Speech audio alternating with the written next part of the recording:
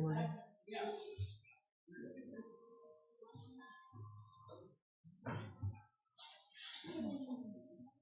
Good morning, everyone. Good morning. And welcome to the First Unitarian Church of Alton. My name is Reverend Krista Taves. I'm the minister of this congregation. It's been my honor to serve you for the last year. And welcome to our flower communion. It's an annual tradition, and this month is the 100th anniversary of the flower communion. So we're celebrating that today as well. So we have some special blessings that have been offered by the minister from the Unitarian Church of Prague that will be part of our celebration today. So thinking about flower communion, this church is like a garden. It has been well tended for almost 190 years. The soil turned in the spring, tended in summer, composted in fall, allowed some time to fallow in many winters while surprises waited in the soil.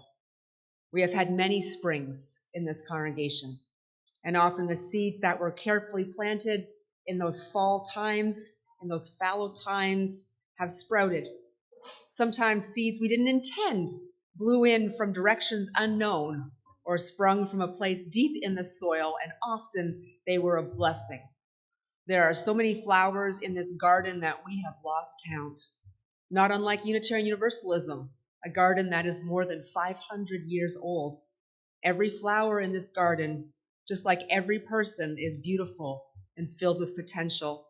And when they share a garden that is loved like this one is, each flower can radiate its beauty just a bit farther. So welcome this morning to our garden that is this congregation. If you are visiting this morning, welcome. We're so glad you're here because this is a special service for us today, our flower celebration, where we give and receive flowers. If you're here in person and didn't bring a flower, don't worry, we have many extras, and we'll make sure you have one if you'd like to participate. And please be sure you sign our guest book so we can stay in touch with you, and then stay for coffee hour. And if you're visiting us online, we're very, very happy that you're here with us today. We know that as many people are in this sanctuary, are visiting us online. Sometimes more of you are online than are here in person in our sanctuary. And so we want to send a special welcome to you. Thank you for joining us. And if you are visiting us online, please send us an email letting us know that you're here so we can personally welcome you. And the email, our church email, is on the front page of the website. At this time, I'd like to invite Joy to offer us our prelude.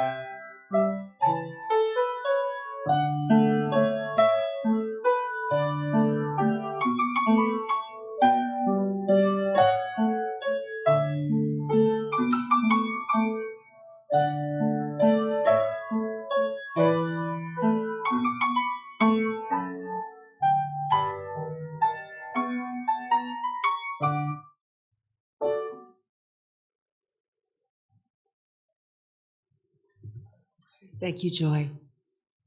In the Unitarian Universalist tradition, we light a chalice to symbolize that we are entering sacred space and preparing our hearts and minds for the blessing of beloved community that happens whenever we gather. I would invite you to join with me in the chalice lighting. We hallow this time together by kindling the lamp of our heritage. The flower celebration was created by Reverend Norbert Čapek, a Unitarian Universalist minister from Prague, Czechoslovakia, and brought to North America by his widow, Reverend Maya Čapek, after World War II. Norbert was a composer, and he wrote many hymns. Our opening reading is the text of the last hymn he wrote when he was in prison, having been arrested in 1942 during the Nazi occupation of Czechoslovakia for criticizing Adolf Hitler. When a holy enthusiasm seizes the heart, your face lights up. You feel like a star singing. Your very soul, hearing your song, is radiant. It was, and it will be again.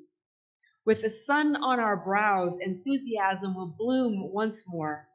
With paradise in our hearts, clouds will disappear, and the sun's rays bring the earth back to life. The sun of your hope will shine again along the dangerous narrows of your life, bringing warmth and light and the air of freedom, peace, and happiness. It was, and it will be again. Courage will be astir in the air and prompt you to action, to create warmth in harmony with the highest and nearest friend. Success will attend you. It was, and it will be again. You would embrace the whole world, have peace touch every flower. You would like to give yourself away completely to everybody, forgiving everything, play host to everyone. You would lift this earth to heaven. It was, and it will be again. I invite you to rise in body or spirit for our opening hymn, number 76, For Flowers That Bloom About Our Feet.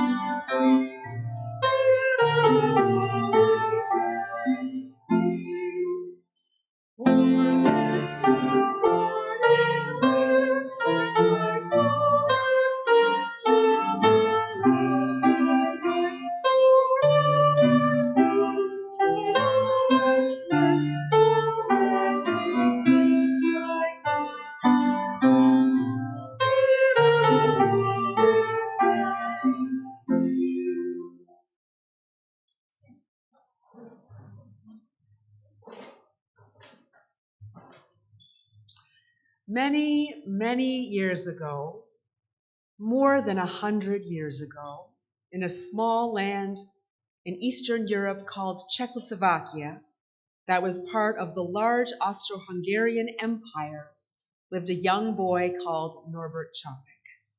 And this is his story. Norbert was born in 1870, which is 153 years ago. Like most people in the Austro-Hungarian Empire, he was born Roman Catholic. It was the official church of the empire. But that church wasn't working for Norbert. The services were very formal, spoken in Latin, so he couldn't understand a thing.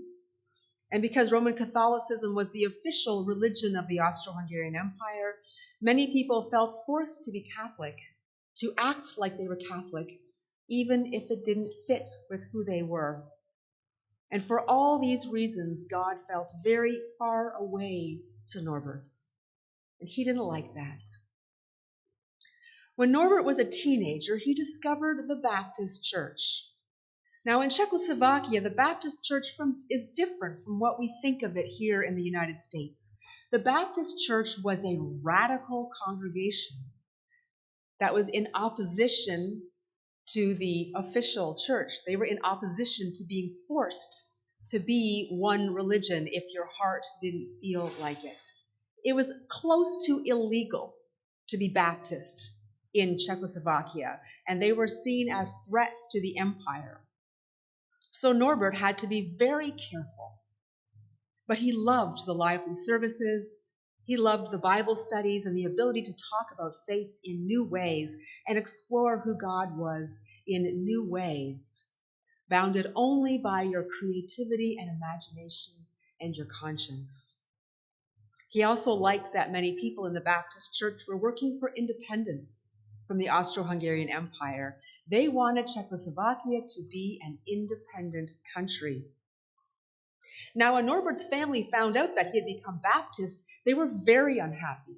They didn't like the Baptist faith, but they were also afraid for him and didn't want to lose their son, which was a risk, being Baptist. So they did everything they could to stop him, but it didn't work.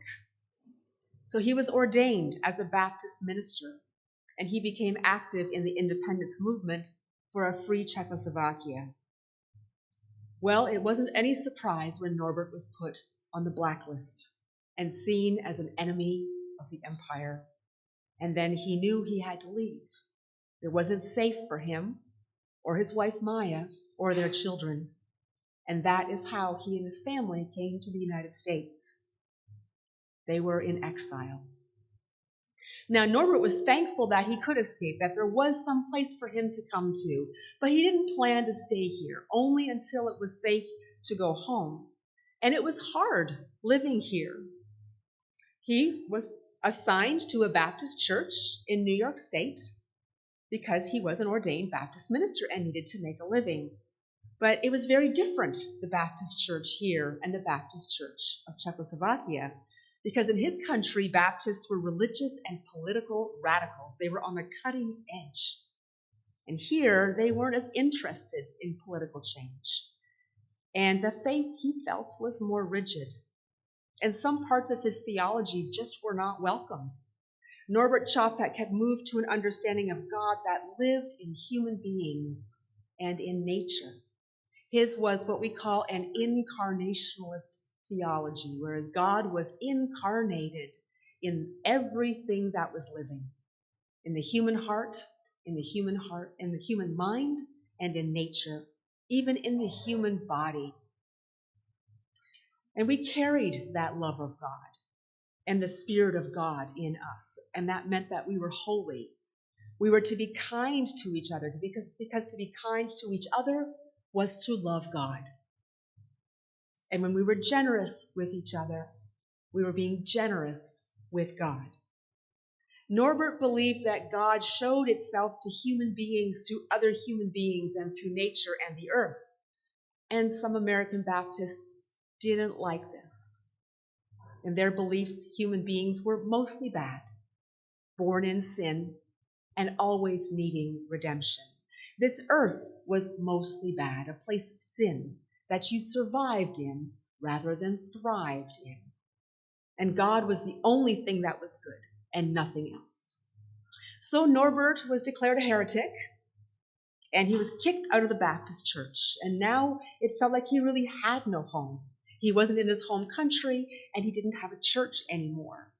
He had lost his country and his church. And that was a lot of loss to bear. So he and his wife Maya looked for a new church. And his children had been going to the Unitarian Sunday school because they had Unitarian neighbors and friends. And then he decided to check it out for himself. And he fell in love with Unitarianism and asked to be ordained as a Unitarian minister. And that is how he came to us. He brought humanism into his Christianity. And soon he was more humanist than Christian, although he still believed and felt the presence of God. He came to believe that human beings are called to reach towards perfection and that we can become pure and good. And this is something we work on our entire lives. Well, after World War I, Germany lost. The Austro-Hungarian Empire fell apart. And for the first time in hundreds of years, Czechoslovakia was free.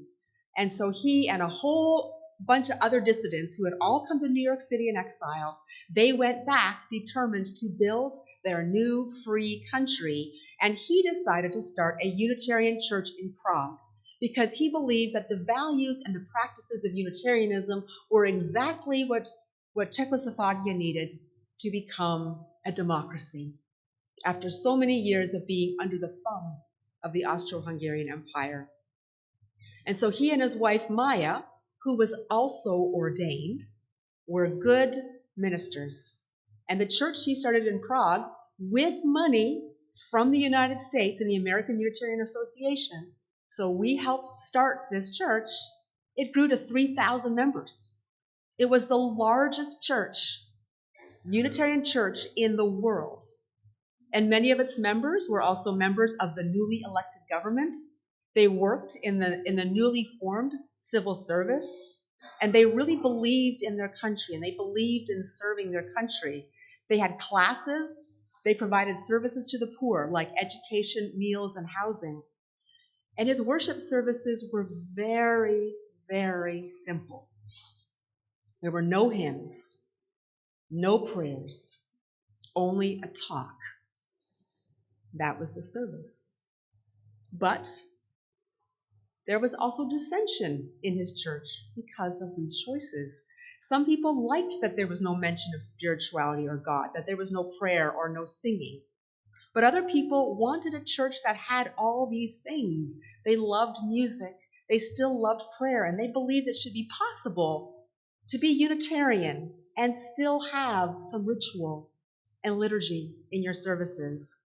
And both sides tried to pressure Norbert into taking their side, and it looked like this church was going to split. And Norbert felt completely torn between the two factions.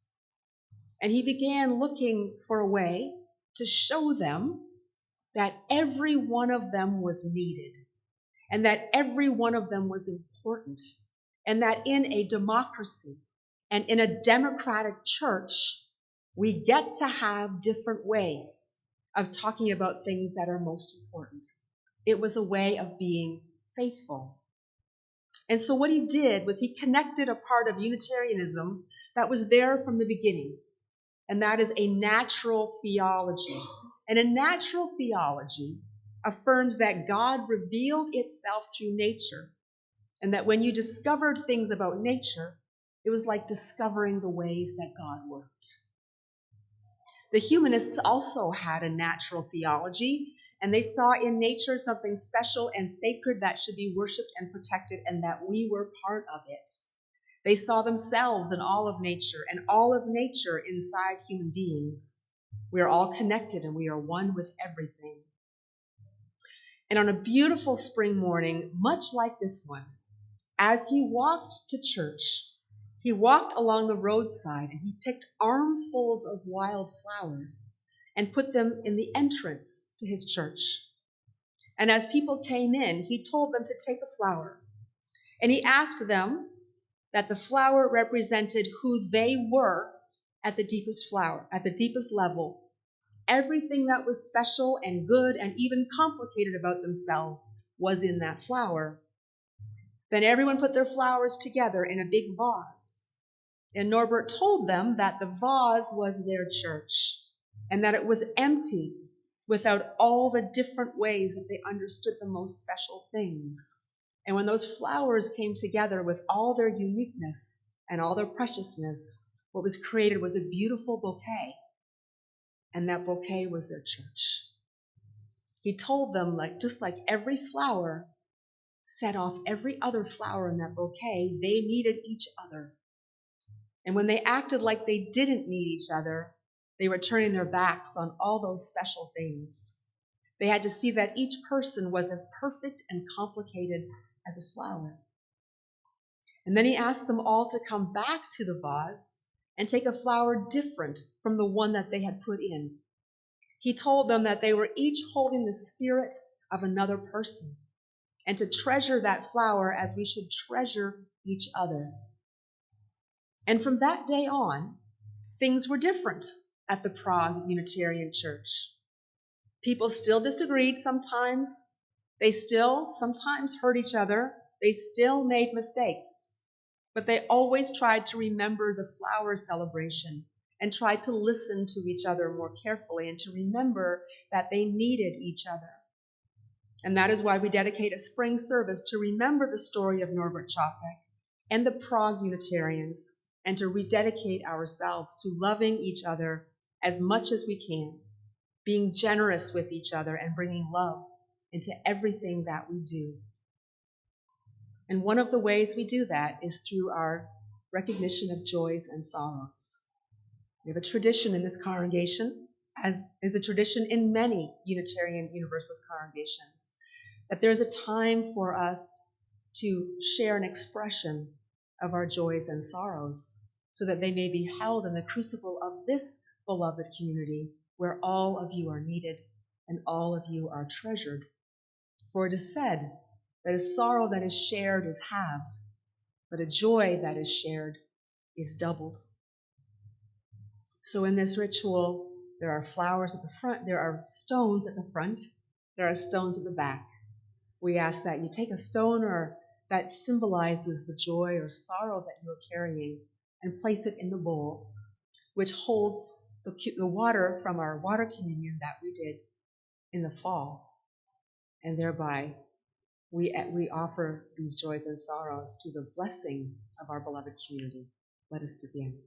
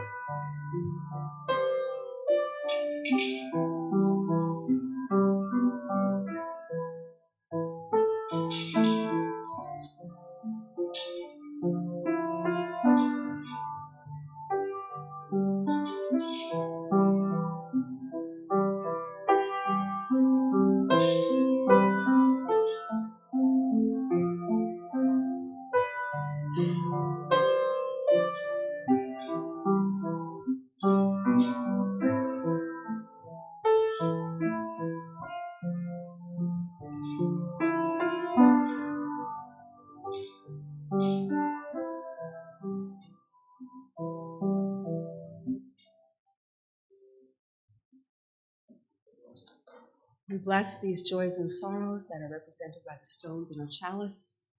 May you know that you are not alone, that this community surrounds and holds you.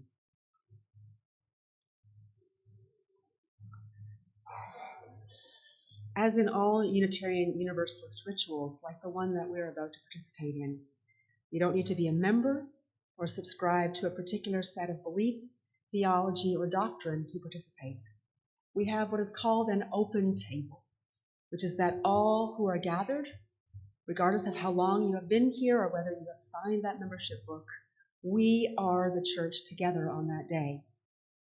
And we can all participate in what takes place here. We affirm the freedom of conscience and that there are many ways to experience, name, and engage that which is greater than us. So you are all welcome to participate in the celebration or to observe. And if you are joining us online, perhaps you have a flower sitting next to you, or you can see flowers from the window and join us in this celebration. The flower celebration is our way of affirming the uniqueness of each person and the power that happens when we gather together freely to serve the highest values of life and the importance of caring for each other deeply in order to do that. And I would ask you now to hold the flowers that you have brought and look at them. Each of you holds one flower. Some of you hold many flowers.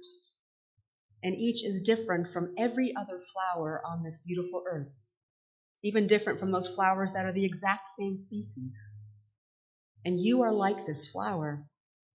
There is no one like you on this earth, and never has been anyone, and never will be anyone who is exactly like you. Your thoughts, your experiences, your way of seeing the world and responding to it, your way of loving and your way of living, this is what creates the essence of who you are. And they are all unique to you.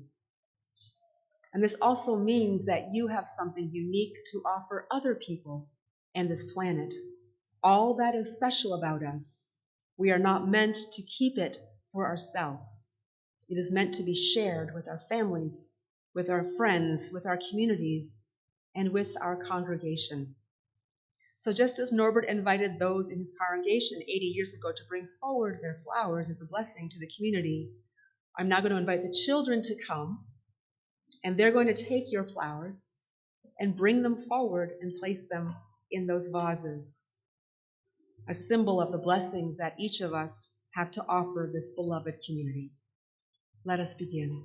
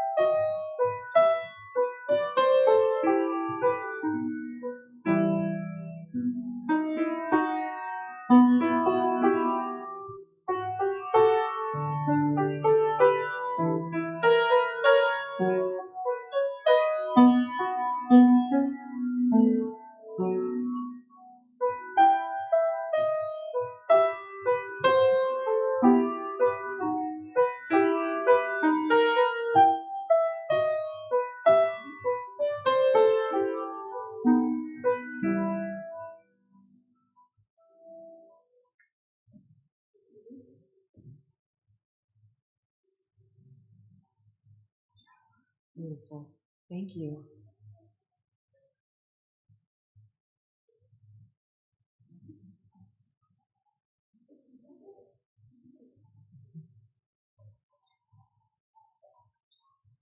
Good job, everyone. Thank you for gathering our flowers, and then you can go have a seat with your parents or your special friends and guardians, whoever you're sitting with. Now, we have a very, very special addition to our flower celebration this year. It is the 100th anniversary of the tradition, and in honor of this marker, the current minister of the Unitarian Church of Prague has recorded 2 videos. One with a blessing over the flowers, which we'll see now, and the other a blessing for us as we receive them later. So let's begin with his blessing of the flowers.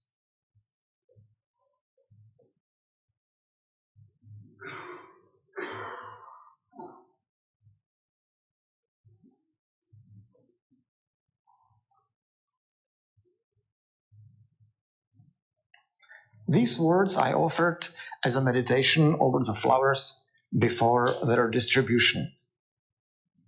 In the name of what is holy, in the name of what is good, in the name of that which gives life, we have gathered here in this place today.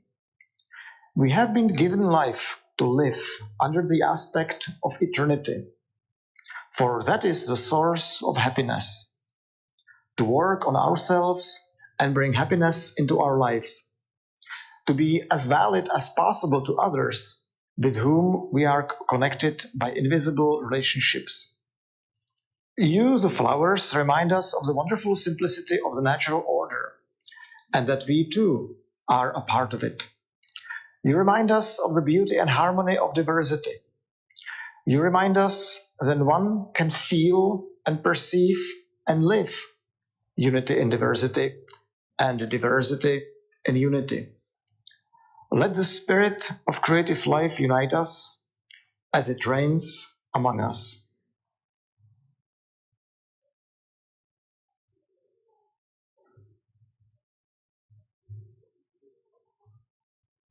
We come into communities like this because we need to be nurtured, supported, and cared for. We need to be treasured and valued. And this isn't always easy to ask for or to receive. In our Unitarian Universalist congregations, we pledge to respect each person's freedom of conscience and to value them in the fullest way we can. We aren't always perfect. We often make mistakes. But in our covenantal faith, we promise always to try again. When Norbert invited his congregants to return to the vase and take a different flower, he wanted them to become more aware that they were called to hold each other with a spirit of reverence and care, to remember that in each human being burns the spirit of life, and that we are each other's keepers. I invite you to come forward and take a different flower, knowing that you hold in your hands the essence of a person who is here today, and that we are called to love others as we would want to be loved ourselves. And the children are welcome to come take flowers as well.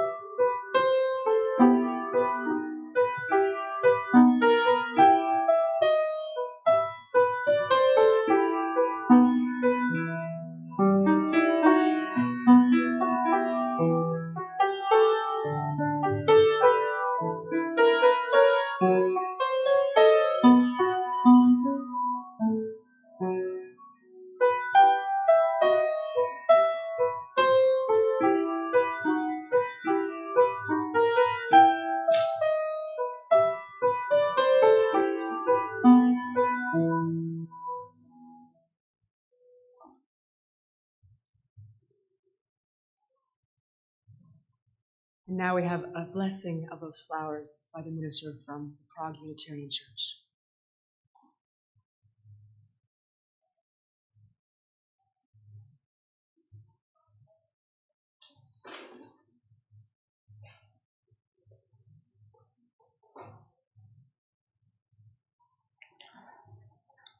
Let me share with you the meditation which Norbert Fabian Čapek offered for flower communion. In the name of providence, which implants in the seed the future of the flower, and in our hearts the longing for people to live in harmony.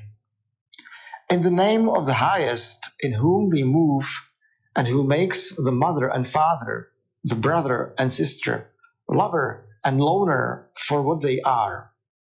In the name of sages and great religious leaders who sacrificed their lives to hasten the coming of the age of mutual respect, let us renew our resolution, sincerely to be real brothers and sisters, regardless of any kind of bar which estranges us from each other. In this holy resolve may we be strengthened, knowing that we are God's family, that one spirit, the spirit of love, unites us, and endeavor for a perfect and more joyful life. Amen.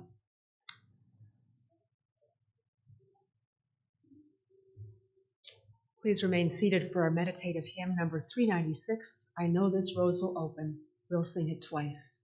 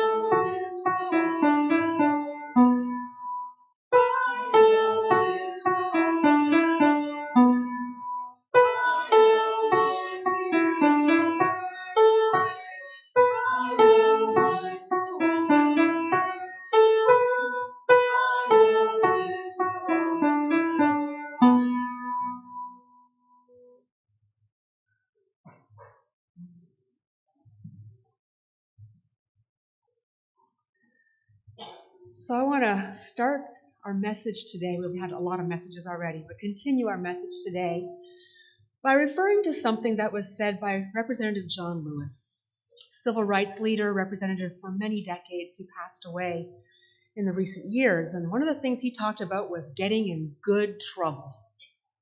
He talked about good trouble. And Norbert Čapek kept getting into good trouble. He got himself in trouble with his family when he chose to leave Roman Catholicism for the Baptist faith. He got himself into trouble with the Czechoslovakian Baptist Church because he was so publicly in support of Czechoslovakian independence that it became dangerous for him. He got himself in trouble with the Austro-Hungarian Empire for the same reason, and then he had to get himself out of the country and his family out to protect their lives. Then he got himself in trouble with his American Baptist Church because he preached a theology of radical embodiment, meaning that God or Spirit was embodied in all of nature, including in human beings. He got himself in trouble with his own church in Prague by expecting every member of the congregation to value each person equally, regardless of their social station, their education, and their theology. And then he got himself into good trouble one final time because he could not silence himself when the Nazis occupied Czechoslovakia. He spoke against Hitler one time too many. He was arrested and sent to the Dachau concentration camp, where he was killed. And he is one of ours, a Unitarian getting in good trouble who just couldn't keep quiet. Imagine that, a Unitarian who couldn't keep quiet. It's hard to believe that embodiment theology could be so dangerous. This theology is when you proclaim that the sacred is in all living things, and then any system that depends on a power over model rather than a power with model is going to be threatened. A power over model is the kind of model that reflects that original sin theology that we let go of, where there is a hierarchy or a ranking of human beings and their worth and dignity because of their station, because of their beliefs, because of whoever they are. And Norbert stood against this power over theology with a power with theology, reflected in our first principle, the inherent worth and dignity of every person, and our seventh principle, the interdependent web of all existence of which we are a part. And Unitarianism in this country has also been on the precipice between that power over theology and that power with theology. We started in a power over theology, actually, because the founders of Unitarianism in Boston came from the upper crust. They were the elite. They had political power, they had economic power, they had social power. But within the seeds of their theology, they challenged themselves in that power over theology with this belief that every one of us could attain the image of God. It wasn't just Jesus. Jesus was the example of the perfect embodiment theology of a human being who had perfectly embodied the intention of God for us. And they said we were capable of that same perfection, that we also embodied the best of God. And even as this faith has evolved and changed, with the entry of a form of theism that wasn't Christian-based, which happened with Ralph Waldo Emerson and Theodore Parker. Then when humanism entered our faith with the likes of Reverend Dietrich, and we came, many of us, to believe that you didn't need a God to have a moral center, that moral center was inherent to who we are. And then as our faith became more and more pluralist, with the entry of feminine mysticism, earth-based traditions, and environmentalist theology. And now today, with the entrance and embodiment of theologies that are outside of the embrace of white expectations and norms and values. We see our faith continuously transforming and continuously getting into good trouble. We're always getting into good trouble. And that is true of this congregation now. What I have respected most about you is how you get into good trouble. You know, my first Sunday with you back in July was the vote you took to sell this property and to find a new home.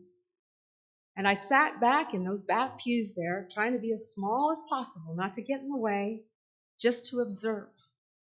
And I watched you getting into good trouble.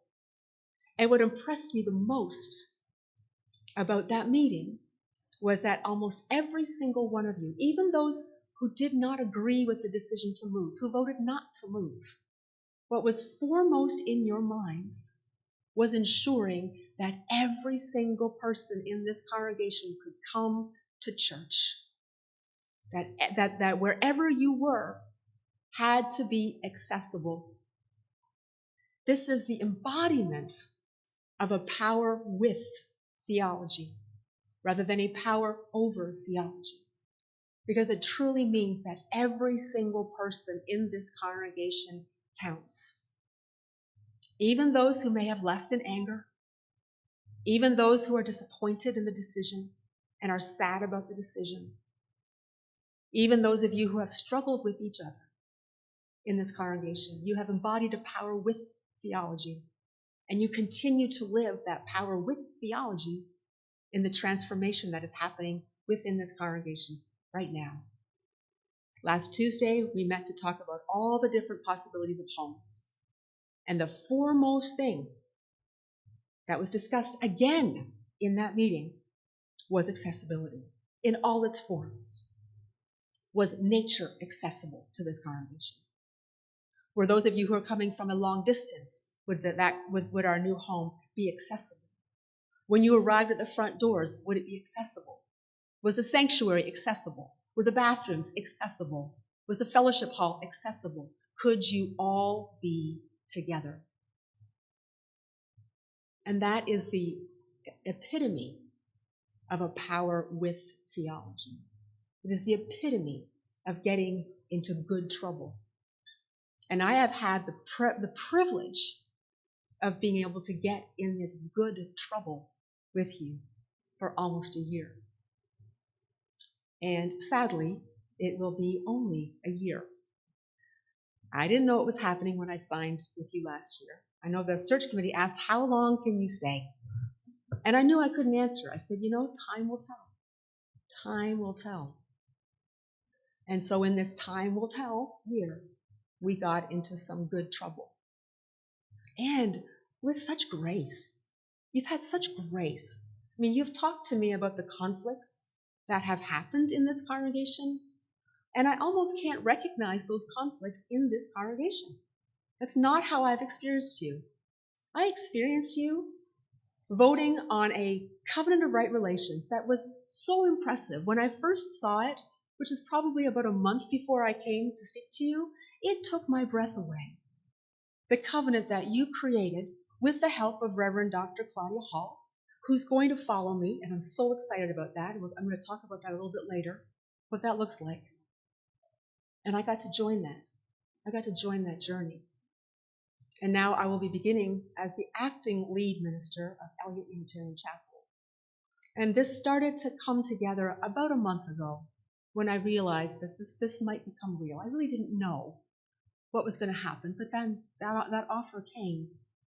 And when I realized that this offer was coming, I started to think about, how do I leave you in the strongest position possible to continue living in this way of such good trouble?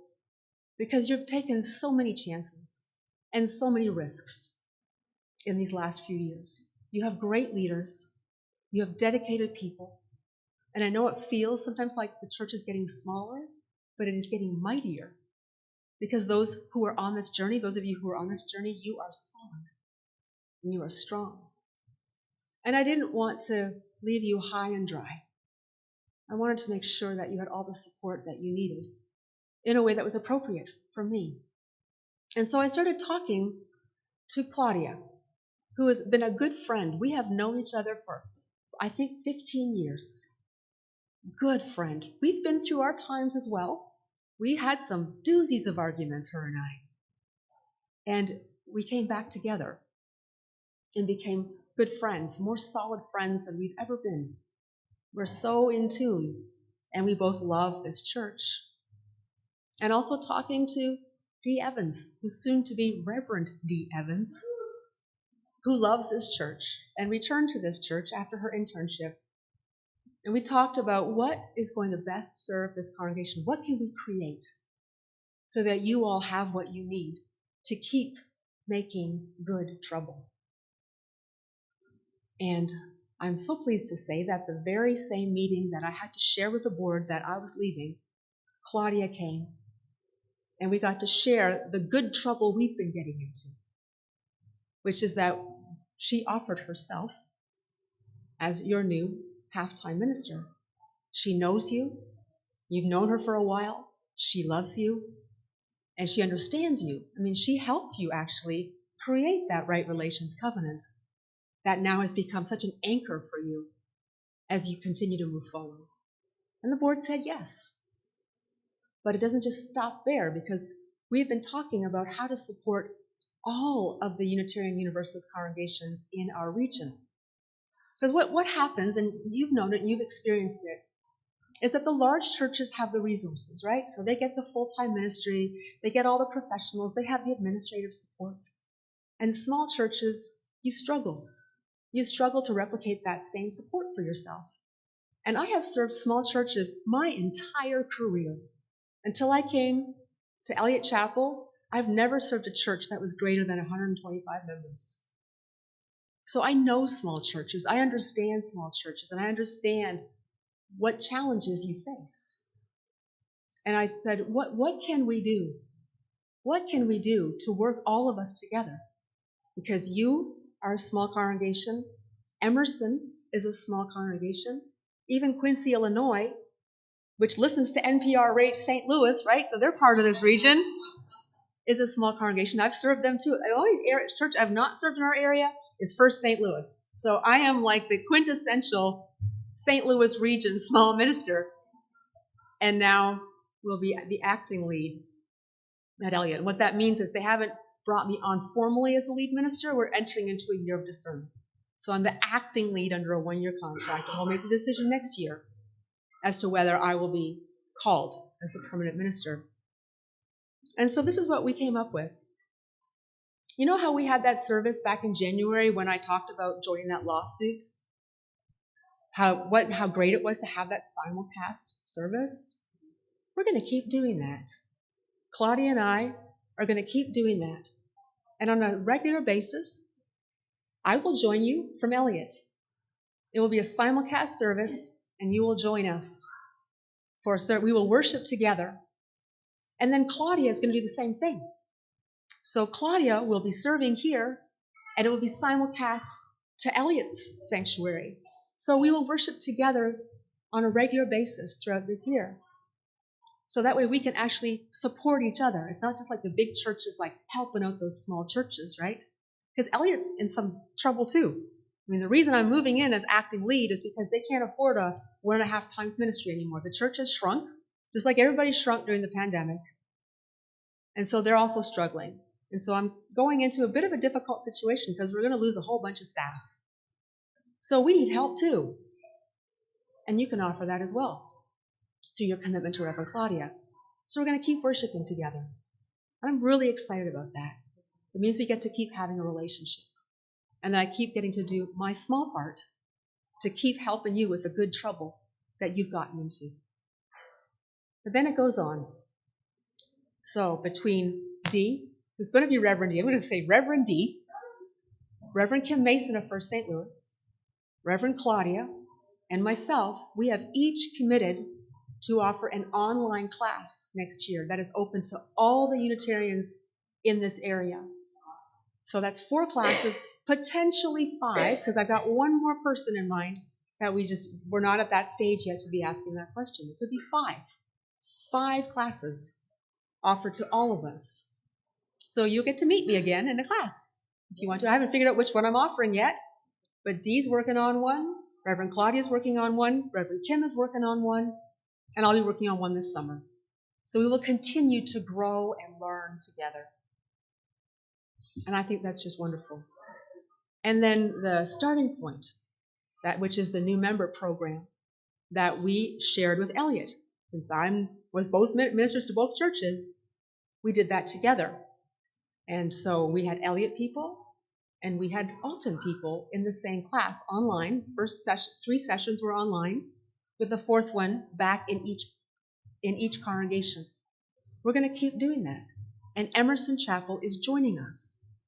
So we'll now have 3 congregations participating in the starting point class. Each congregation will have its own facilitator. So there's times where you have to break up into your own congregations and talk about what's going on with you. And there's times we'll be together. It's another way that we're going to be able to keep walking together, keep moving in solidarity with each other in the coming year. And I am so very thankful for that opportunity. I think this is the way it should have always been, firstly. But the pandemic kind of threw us into this kind of good trouble, and we had no choice but to change. We knew for years that we should be shifting to more of an online presence. We knew for years we should be, doing online services, broadcasting our services online. We're like, yeah, we'll get to it. And then it happened in 1 week, right? We all went online in a week. And I know my first service, I was still serving La Crosse and Quincy at that time. It was me and my little guitar on Zoom, and I'm not the best guitarist. I'm pretty mediocre, actually. And it was just me and my little guitar on Zoom, creating a worship service. And I imagine you all did the same thing. You just had to throw yourself into it, but now you've got a great tech team, great technology, and wherever you go, that will follow you. And that's pretty exciting. And I want to go back now and tie this all into the flower celebration, okay? So the flower celebration, what was so beautiful about it? It was so beautiful because Norbert Chopek read the spirit of the times. He read the spirit of the times he was in, and he created a celebration that truly spoke to people where they were at. And we also are called to keep doing that. And I think about the situation Norbert found himself in when the Nazis occupied Czechoslovakia. And overnight, his country turned into a fascist state. And we see the seeds of fascism in this country. And I know when the Tea Party first started, I'm like, oh, it's just a moment. It'll blow over, and it didn't. We see the seeds of fascism all around us. Thank goodness you're in Illinois. Well, thank goodness you're in Illinois. But I live in Missouri. And this week, the last 2 weeks, all those two horrible bills about transgender people passed. So gender-affirming care is no longer available in Missouri. And Barnes Jewish is looking at coming here. We hope that happens. We hope that happens. And one of the things we talked about as well, this last week we had a meeting with Dee, and John Herndon, and myself, and Scott O'Sing, who is with the Unitarian Universalist Advocacy Network of Illinois. We talked about what is calling us in this moment. What is calling us in this moment? And what's calling us as a region together in this moment is that here in Illinois, you're offering services, both reproductive health care and soon to be gender affirming care, that are no longer available in Missouri. So how do we work together as congregations to support this? How do we support the people who are flooding into Illinois from states like Missouri? And we're going to be working on that together next year and creating a bi-state ministry supporting reproductive and bodily autonomy.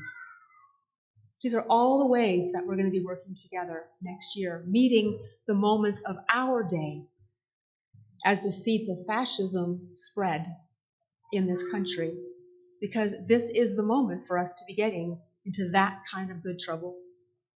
We have to rise to this occasion. We cannot be silent. We cannot sit and focus in on our little congregations and think that is enough and that is what creates wholeness for us. It does not, because our world is hurting desperately. And some of that pain is being accentuated by the choices that are being made around us. And we need to be in solidarity with the transgender and gender fluid community.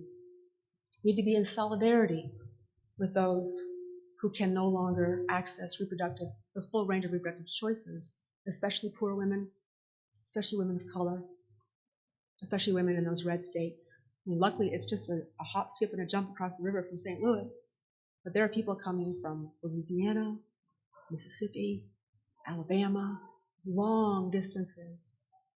How are we going to be there for those folks? This is what I want to leave you with today. Thank you. Thank you for welcoming me into this home, accepting me as a member of the family. I have never taken it for granted. I have loved it. Yes, there have been challenges, but hey, that's what good trouble is about, is meeting the challenges of the day. So I remain with you in spirit. I remain with you as a spiritual leader in an appropriate way, because Reverend Claudia will now assume that leadership starting in July. So thank you from the bottom of my heart for this year.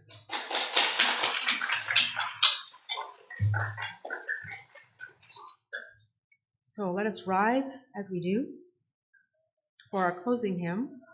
Oh, give us pleasure in the flowers today.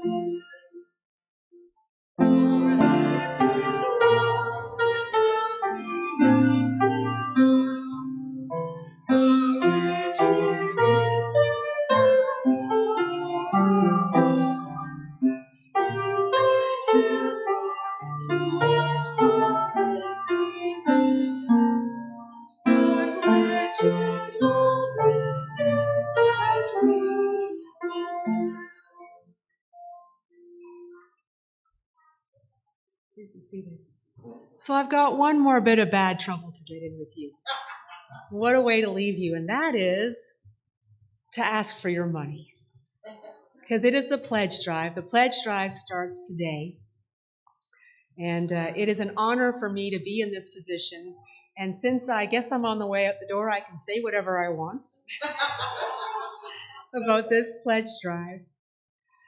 So yeah, there's been a lot of transition happening, and you know it because you're experiencing it. We're in the thick of it. And here we are at the beginning of our pledge drive, which is where each one of us commits our bounty for the well-being and the growth and the stewardship of this congregation. So in our flower celebration, when your flowers came forward, you symbolically gave of yourself to this congregation. And then when you took a flower back, you symbolically took from this congregation. And that is what this congregation does. We symbolically give. We also literally give of our time and our talent and our treasure. This congregation offers the kind of community that many of us long for, that power with model, that power with where we all value, where we all have value, where we all count, where we are all together. And it is our responsibility and it is our privilege and honor to support this congregation.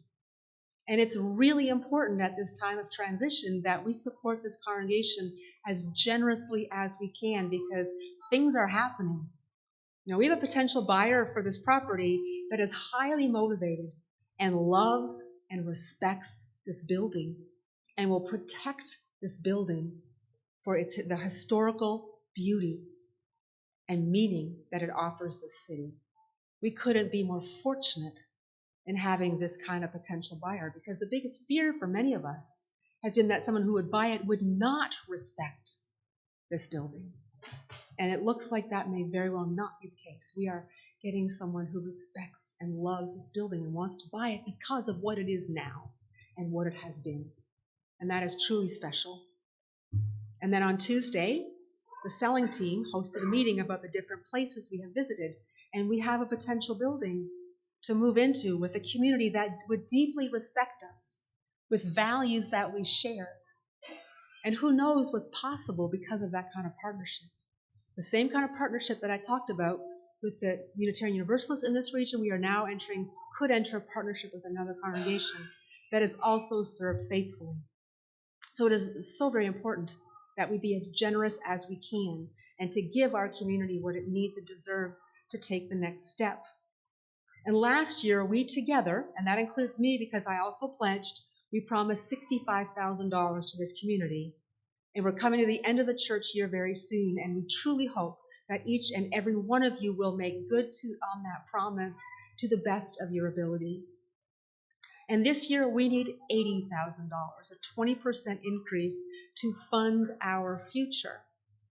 And this allows us to continue supporting a half-time minister, who will be Reverend Claudia Hall, continue supporting the religious education ministry, continue to be a presence of that power with community in East St. Louis. It will help you make a transition to a new home, have strong worship, good RE, and spiritually nourishing programs for all of us. And even though I'm leaving as your minister, I'm going to do exactly what is asked because I have also increased my pledge. I have pledged to this congregation, and I've increased my pledge by 20%. So thank you. And also, we asked the board to pledge before this Sunday, and we have already raised $23,000 just from the board and your incoming minister and me and those who serve you as bookkeepers. We have already raised $23,000, so we're more than a quarter of our way there. And so now it's your turn. And so I ask you to join with me and the board members who have already pledged to fund our future. Pledge cards are available after the service. Let's do it. All right, let's do it. And now we will give and receive this week's offering to continue the many life-saving ministries of this congregation.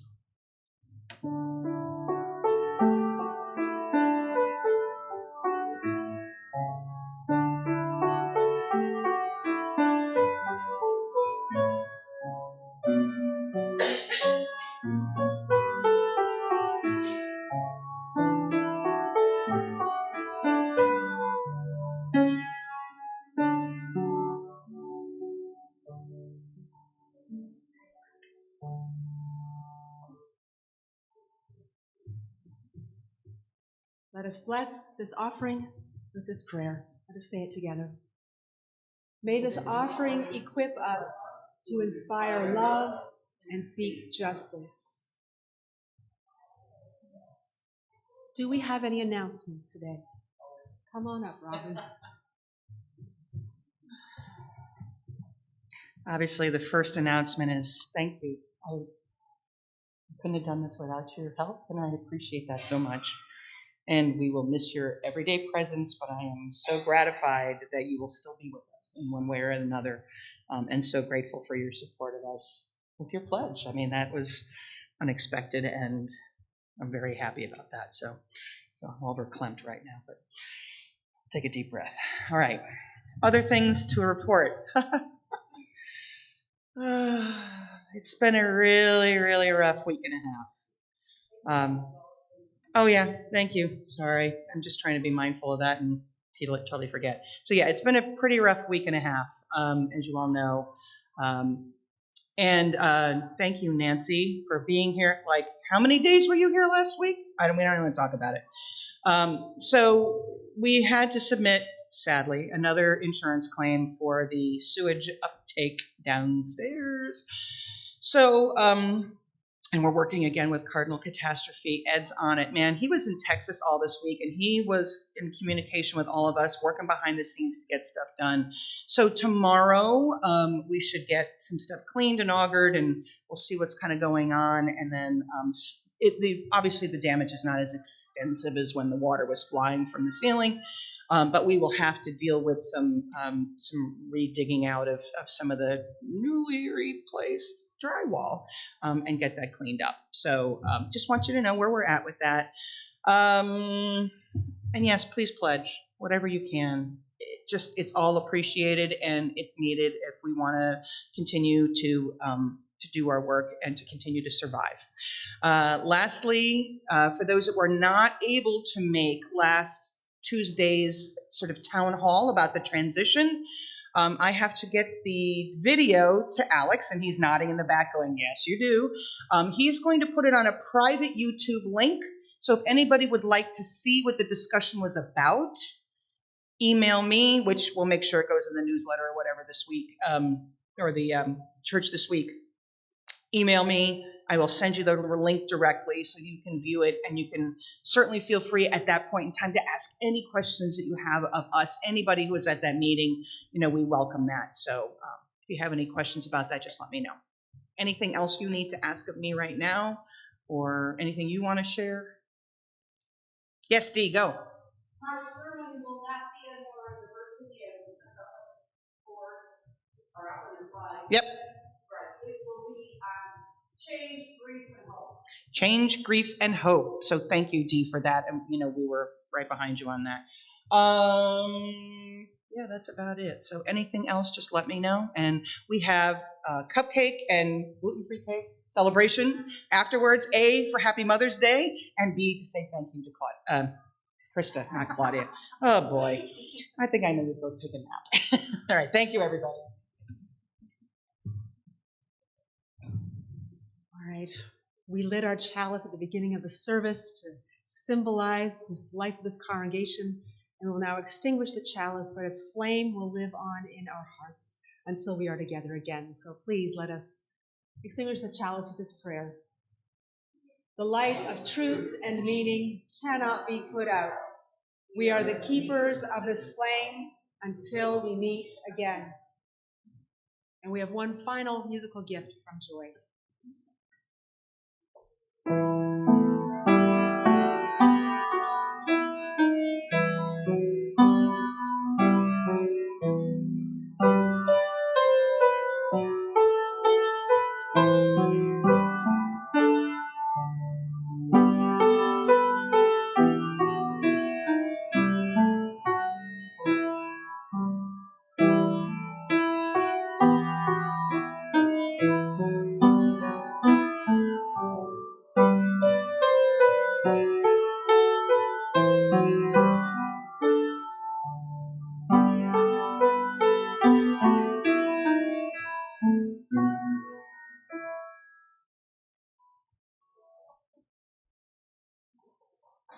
Thank you.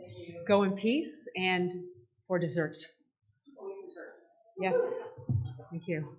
Always start with dessert.